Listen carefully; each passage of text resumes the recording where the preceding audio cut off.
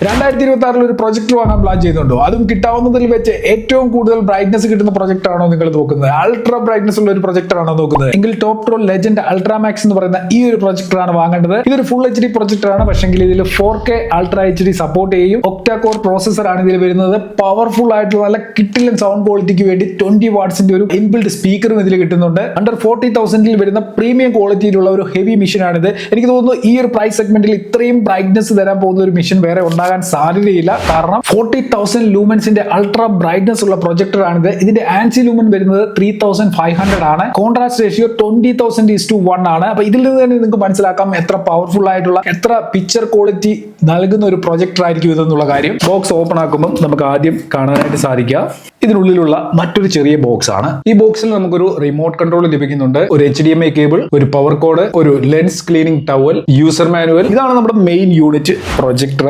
പ്രൊജക്ടറിന്റെ ഒരു ലുക്ക് ഒക്കെ നോക്കിയാൽ നല്ല അടിപൊളി പ്രീമിയം ഫിനിഷിംഗിലാണ് ഈ ഒരു പ്രൊജക്ടർ വന്നിട്ടുള്ളത്. പിന്നെ ഈ പ്രൊജക്ടറിന്റെ വെയിറ്റ് അത്ര കുറവല്ല, സാമാന്യം നല്ല വെയിറ്റ് ഉണ്ട്, നല്ല പ്രീമിയം ക്വാളിറ്റി തന്നെയാണ് ഈ ഒരു പ്രൊജക്ടറിൽ വന്നിട്ടുള്ളത്. ഓക്കെ, ഇനി ഇതിന്റെ ഫിസിക്കൽ ഓപ്പറേഷൻ ഒന്ന് കാണിച്ചു തരാം. ഇവിടെയായിട്ടാണ് ലെൻസ് നൽകിയിട്ടുള്ളത്. ഈ ലെൻസിന് മുകളിൽ ഒരു കവർ ഉണ്ടായിരുന്നു, ലെൻസ് കവർ കിട്ടുന്നുണ്ട്. പെട്ടെന്ന് ലെൻസ് അഴുക്കാകുകയോ ഡസ്റ്റ് വന്ന് അടയുകയോ ഒന്നും ചെയ്യത്തില്ല. അപ്പം ലെൻസ് കവർ യൂസ് ചെയ്യാം. ഇവിടെ ക്യാമറയും അതേപോലെ സെൻസറും കാര്യങ്ങളും ഒക്കെയാണ് നൽകിയിട്ടുള്ളത്. ഇതിന്റെ ഫ്രണ്ട് ഒക്കെ ഫാബ്രിക് ഡിസൈനിലാണ് വന്നിട്ടുള്ളത്. നല്ല എലഗന്റ് ആയിട്ടുള്ള ഒരു ഡിസൈൻ കമ്പനി ഈ ഒരു പ്രൊഡക്റ്റിന് നൽകിയിട്ടുണ്ട്. ഇതിന്റെ ബോട്ടം സൈഡിൽ റബ്ബർ പാഡിങ് നൽകിയിട്ടുണ്ട്. വാൾ മൗണ്ട് ചെയ്യാനുള്ള സെറ്റപ്പ് ഇവിടെ തന്നെ കാണാൻ സാധിക്കും. ഇതിന്റെ ബാക്ക് സൈഡിലായിട്ടാണ് പവർ ബട്ടൺ നൽകിയിട്ടുള്ളത്. ഈ കോർണറിൽ ഈ കാണുന്നതാണ് പവർ ബട്ടൺ. അതിനടുത്തായിട്ട് ഒരു നെറ്റ്വർക്ക് പോർട്ട് നൽകിയിട്ടുണ്ട്. HDMI പോർട്ട് ഉണ്ട്, 2 USB പോർട്ടുകളും ഒരു ഓഡിയോ പോർട്ടുമാണ് ഈ സെക്ഷനിൽ നൽകിയിട്ടുള്ളത്. ഈ കാണുന്നതൊക്കെ എയർ ഔട്ട് ആകാനുള്ള വെന്റുകളാണ്. താഴെയായിട്ട് ഇവിടെയാണ് പവർ കേബിൾ കണക്ട് ചെയ്യുന്നത്. ലാൻഡ് പോർട്ട് ഉള്ളതുകൊണ്ടുള്ള ഒരു ഗുണം ഗെയിമിംഗ് ടൈമിൽ അൾട്രാ ലോ ലേറ്റൻസി നമുക്ക് കിട്ടും. കാരണം ഡയറക്റ്റ് ആയിട്ട് നമുക്ക് ഇതിൽ ലാൻഡ് കേബിൾ കണക്ട് ചെയ്തുകൊണ്ട് ഉപയോഗിക്കാനായിട്ട് സാധിക്കും. പ്രൊജക്ടറിന്റെ സൈഡിൽ നമുക്ക് എയർ ഇൻ എയർ ഔട്ട് വെന്റുകൾ കാണാൻ സാധിക്കും. ഇത്രയും എയർ വെന്റുകൾ നൽകിയിട്ടുള്ളത് കൊണ്ട് ഓവർ ഹീറ്റിന്റെ ഒരു പ്രശ്നവും ഈ ഒരു പ്രൊജക്ടറിൽ വരുന്നില്ല. യൂസ് ചെയ്യുന്ന സമയത്ത് കുറച്ച് ഫാൻ നോയ്സ് ഉണ്ട്, പക്ഷേ അതൊരു പ്രശ്നമേ അല്ല. കാരണം നമ്മുടെ പ്രൊജക്ടർ കൂൾ ഡൗൺ ചെയ്യാൻ വേണ്ടിയാണ് ആ ഫാൻ വർക്ക് ചെയ്തുകൊണ്ടിരിക്കുന്നത്. അത് നമ്മൾ മൂവി കാണുമ്പോഴോ അല്ലെങ്കിൽ പ്രൊജക്ടർ യൂസ് ചെയ്യുന്ന സമയത്തോ നമുക്കൊരു ഡിസ്റ്റർബൻസ് ആയിട്ട് വരത്തില്ല. ഇതിന്റെ ടോപ്പിൽ സൈഡിലായിട്ടൊരു ഇൻഡിക്കേറ്റർ ലൈറ്റ് കൂടെ നൽകിയിട്ടുണ്ട്. ഇതൊരു ഫുൾ HD പ്രൊജക്ടർ ആണ്. ഇതിന്റെ നേറ്റീവ് റെസൊല്യൂഷൻ വരുന്നത് 1080p ആണ്. ഇതിന്റെ ബ്രൈറ്റ്നസ് വരുന്നത് 36,000 ലൂമൻസ് ആണ്. ആൻസി ലൂമൻ വരുന്നത് 3,000 ആണ്. കോൺട്രാസ്റ്റ് റേഷ്യോ 20,000:1 ആണ്. ചുരുക്കി പറഞ്ഞാൽ നല്ല ബ്രൈറ്റ്നസും കോൺട്രാസ്റ്റും ഷാർപ്നെസ്സും പിക്ചർ ക്വാളിറ്റിയും ഒക്കെ ഈ ഒരു പ്രൊജക്ടറിൽ കിട്ടും. അതൊക്കെ നമുക്ക് ചെക്ക് ചെയ്ത് നോക്കാം. അതിന് മുമ്പായിട്ട് പറയാനുള്ള മറ്റൊരു കാര്യം, ഇതൊരു ഫുള്ളി ഓട്ടോമാറ്റിക് പ്രൊജക്ടർ ആണ്. ഓട്ടോ ഫോക്കസിംഗ് ഉണ്ട്, അതേപോലെ ഓട്ടോ കീ സ്റ്റോൺ ഉണ്ട്. ഈ ഫീച്ചേഴ്സ് ഒക്കെ പ്രോപ്പർ ആയിട്ട് ഇതിൽ വർക്ക് ചെയ്യുന്നുണ്ട്. നമ്മൾ പ്രൊജക്ടർ സെറ്റ് ചെയ്തതിന് ശേഷം മാനുവലി ഫോക്കസ് ചെയ്യാനോ അല്ലെങ്കിൽ കീ സ്റ്റോൺ കറക്ഷൻ ചെയ്യാനോ ഒന്നും പോകേണ്ട കാര്യമില്ല. ഓട്ടോമാറ്റിക് ആയിട്ട് തന്നെ ഈ കാര്യങ്ങളൊക്കെ ഈ പ്രൊജക്ടർ ഹാൻഡിൽ ചെയ്തോളും. 20 വാട്ട്സിന്റെ ഔട്ട്പുട്ട് കിട്ടുന്ന സ്പീക്കേഴ്സും ഇതിൽ വരുന്നുണ്ട്. നല്ല സൗണ്ട് ക്വാളിറ്റി ഈ ഒരു പ്രൊജക്ടറിൽ വരും. ചായ കുടിച്ചില്ല? അയ്യോ ഷുഗർ. എന്നാ കുറച്ച് മിച്ചറെങ്കിലും. അയ്യോ പ്രഷർ. ഇതിൽ കൂടെ നീ എന്താ വേണ്ടേ? അങ്ങോട്ട് കെട്ടിച്ചു കൊടുക്കുന്നേ. ആ പിള്ളേരി പോയി മര്യാദ ജീവിക്കട്ടെ.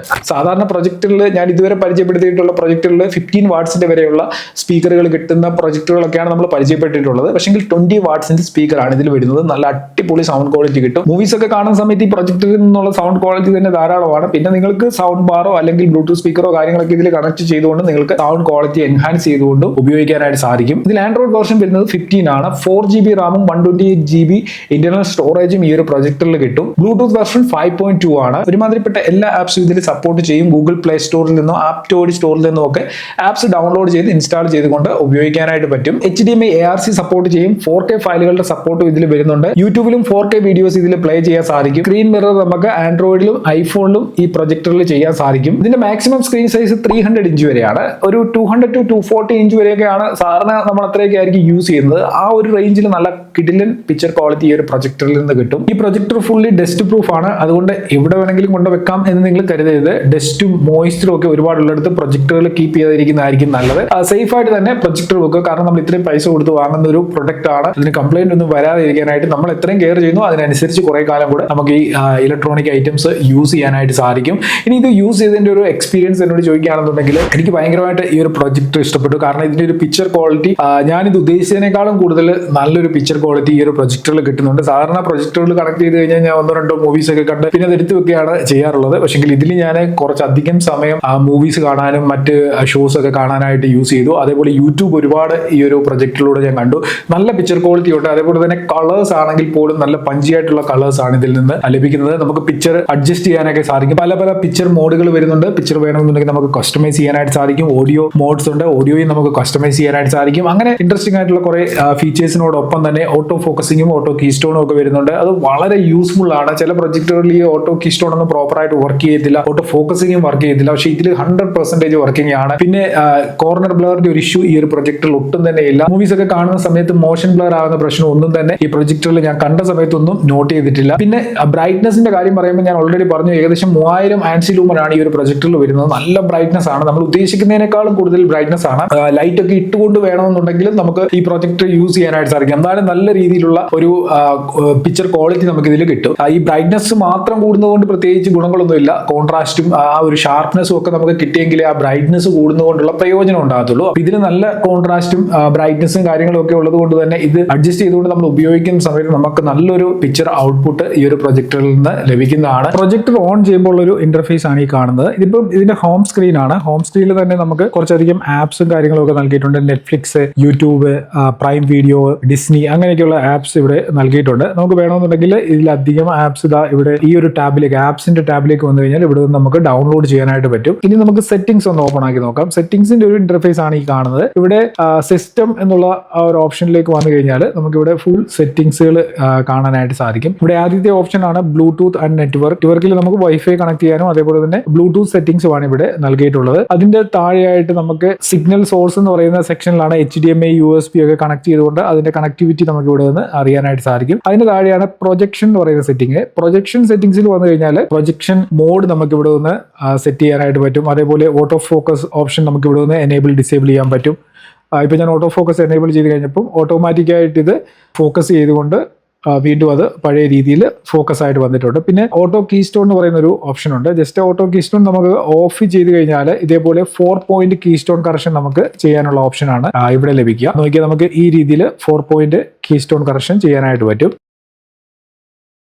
അതല്ലാതെ നമ്മൾ ഈ ഓട്ടോമാറ്റിക് കീസ്റ്റോൺ കറക്ഷൻ ആണ് ഇടുന്നതെന്നുണ്ടെങ്കിൽ ഞാൻ നിങ്ങൾക്ക് കാണിച്ചു തരാം. ഇവിടെ ഓട്ടോ കീസ്റ്റോൺ കറക്ഷൻ ഞാൻ എനേബിൾ ചെയ്തു. ജസ്റ്റ് എനേബിൾ ചെയ്ത് കഴിഞ്ഞാൽ ഓട്ടോമാറ്റിക്കായിട്ട് തന്നെ ഇതിന്റെ സ്ക്രീൻ ഇത് സെറ്റ് ചെയ്ത് കഴിയും. അതിന് താഴെ പിക്ചർ എന്ന് പറയുന്ന ഓപ്ഷനിലേക്ക് വന്നു കഴിഞ്ഞാൽ പിക്ചർ മോഡ് നമുക്ക് ചേഞ്ച് ചെയ്യാനായിട്ട് പറ്റും. വിവിഡ് ഉണ്ട്. അതേപോലെ യൂസർ എന്ന് പറയുന്ന സെക്ഷനിൽ വന്നു കഴിഞ്ഞാൽ നമുക്ക് ഇഷ്ടമുള്ള രീതിയിൽ കോൺട്രാസ്റ്റും അതേപോലെ സാച്ചുറേഷനും ഒക്കെ ബ്രൈറ്റ്നസും ഒക്കെ നമുക്ക് സെറ്റ് ചെയ്ത് യൂസ് ചെയ്യാനായിട്ട് സാധിക്കും. അതിന്റെ അടുത്തായിട്ട് കളർ ടെമ്പറേച്ചർ ഇവിടെ നമുക്ക് സ്റ്റാൻഡേർഡ് ഉണ്ട്, കോൾഡ്, വാം, അങ്ങനെ 3 മോഡ്സ് നൽകിയിട്ടുണ്ട്. അതിന് താഴെ സൗണ്ട് എന്ന് പറയുന്ന സെക്ഷനിൽ വന്നു കഴിഞ്ഞാൽ കീ സൗണ്ട് നമുക്ക് എനേബിൾ ചെയ്യാൻ പറ്റും. അതേപോലെ സൗണ്ട് മോഡ്സ് നൽകിയിട്ടുണ്ട്. ഇവിടെ standard, news, music, movie, sports, അങ്ങനെ 5 മോഡുകൾ ഇവിടെ കാണാനായിട്ട് സാധിക്കും. അപ്പം നമ്മൾ വീഡിയോസും പാട്ട് കേൾക്കുകയോ മൂവീസ് കാണുകയോ ഒക്കെ ചെയ്യുന്ന ഡിഫറെന്റ് ആയിട്ടുള്ള സിറ്റുവേഷൻ നമുക്ക് ഈ മോഡ്സ് യൂസ് ചെയ്യാനായിട്ട് സാധിക്കും. അതിന് താഴെ ജനറൽ സെറ്റിംഗ്സ് ആണ്. ഇവിടെ നമുക്ക് ഡേറ്റ് ടൈം സെറ്റ് ചെയ്യാനും അതേപോലെ തന്നെ സ്ക്രീൻ സേവർ വേണമെന്നുണ്ടെങ്കിൽ ഇതിൽ ആഡ് ചെയ്യാനൊക്കെയുള്ള ഓപ്ഷനാണ്. എത്ര മിനിറ്റ് വരെയുള്ള സ്ക്രീൻ സേവർ ആണ് വേണ്ടത് തുടങ്ങിയ കാര്യങ്ങൾ ഇവിടെ നിന്ന് സെറ്റ് ചെയ്യാനായിട്ട് സാധിക്കും. അതിന്റെ അടുത്തായിട്ട് നമുക്ക് സിസ്റ്റം സെറ്റിംഗ്സ് ആണ്. ഇവിടെ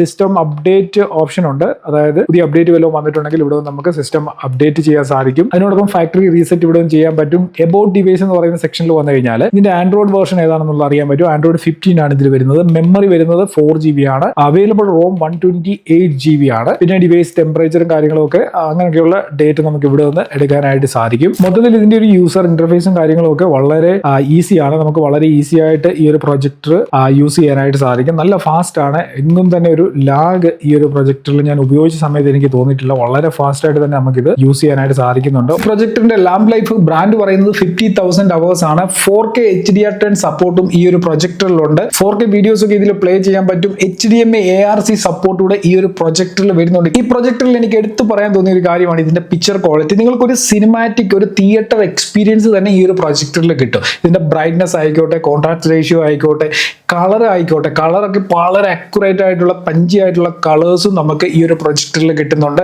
പിന്നെ ഇതിന്റെ ഒരു പ്രോസസ്സിങ്ങും കാര്യങ്ങളും ഒക്കെ ഒക്ടാ കോർ പ്രോസസ്സറാണ് ഇതിൽ യൂസ് ചെയ്തിരിക്കുന്നത്. അതുകൊണ്ട് തന്നെ നമുക്ക് ഏറ്റവും അടിപൊളിയായിട്ടുള്ള ഒരു പിക്ചർ ക്വാളിറ്റി ഈ ഒരു പ്രൊജക്ടറിൽ വരുന്നുണ്ട്.